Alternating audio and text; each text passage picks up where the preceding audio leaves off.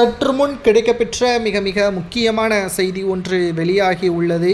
சென்னை விமான நிலையத்தில் முதல்வர் ஸ்டாலின் வந்த பிறகு அவரது பதவி பறிபோகும் என்ற தகவல் கிடைக்கப்பெற்றுள்ளது.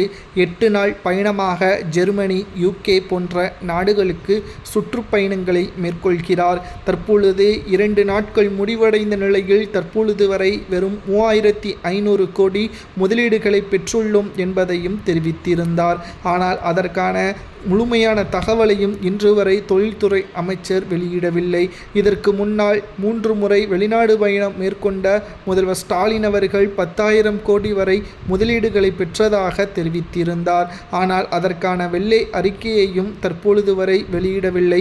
புதிய நிறுவனங்கள் தமிழகத்தில் முதலீடுகள் செய்ததாகவும் வேலைவாய்ப்புகள் இளைஞர்களுக்கு கிடைத்ததாகவும் எந்த ஒரு தகவலும் கிடைக்கவில்லை என்று எடப்பாடி பழனிசாமி அவர்கள் தெரிவித்திருந்தார். இந்த நிலையில்தான் 4வது முறை வெளிநாடு பயணம் மேற்கொண்டுள்ள ஸ்டாலின் அவர்கள் 8 நாட்கள் பயணம் முடிந்த பிறகு தமிழகத்திற்கு வந்த பிறகு தமிழக மக்களுக்கு வெள்ளை அறிக்கையை கொடுக்க தவறினால் அடுத்த 7 மாதங்களில் ஒட்டுமொத்த பதவியும் பறிபோகும், முதல்வர் பதவியும் ஸ்டாலினுக்கு பறிபோகும் என்ற தகவல் தற்பொழுது சமூக வலைதளங்களில் எதிர்க்கட்சி தலைவர்களால் பரப்பப்பட்டு வருகிறது.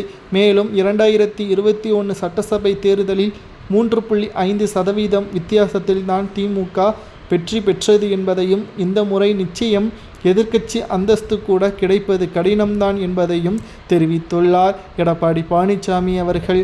அது மட்டுமல்ல, வெளிநாடு பயணம் என்பது எல்லா மாநிலங்களின் முதல்வர்களும் செல்லக்கூடியதுதான், அதில் எந்த ஒரு பிரச்சனையும் கிடையாது.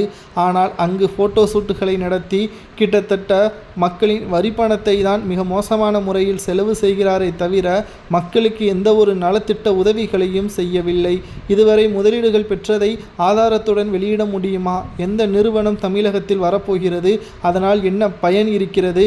எத்தனை பேருக்கு வேலைவாய்ப்பு கிடைக்கும் என்பதை ஸ்டாலினால் தெரிவிக்க முடியுமா? இல்லை என்றால் அவர் தமிழகத்தில் சென்னை விமான நிலையத்தில் வந்த பிறகு அவரது முதல்வர் பதவி பறிபோகும் என்ற எண்ணத்துடன் தான் அவர் வர வேண்டும் என்று எடப்பாடி பழனிசாமி அவர்கள் கூறியுள்ளார். இது அரசியல் வட்டாரத்தில் பரபரப்பை ஏற்படுத்தியுள்ளது. உங்களது கருத்துக்களை கூறுங்கள். எடப்பாடி பழனிசாமி அவர்கள் கூறுவது போல் முதல்வர் ஸ்டாலின் அவர்களது வெளிநாடு பயணம் எந்த ஒரு பயனையும் தராதா, அல்லது தமிழக மக்களுக்கு நன்மைக்காகத்தான் வெளிநாடு பயணம் மேற்கொண்டுள்ளாரா ஸ்டாலின் என்பதை மறக்காம உங்களது கருத்துக்களை கூறுங்கள். அது மட்டுமல்ல, சென்னை விமான நிலையத்தில் ஸ்டாலின் அவர்கள் வரும்பொழுது முதல்வர் பதவி பறிபோகும் என்ற எண்ணத்தில் வர வேண்டும் என்று எடப்பாடி கூறுவதையும் மறக்காம கமெண்ட் வாயிலாக கூறுங்கள். அவர் கூறியது சரியா தவறா என்பதை கமெண்ட் வாயிலாக கூறுங்கள். நன்றி, வணக்கம்.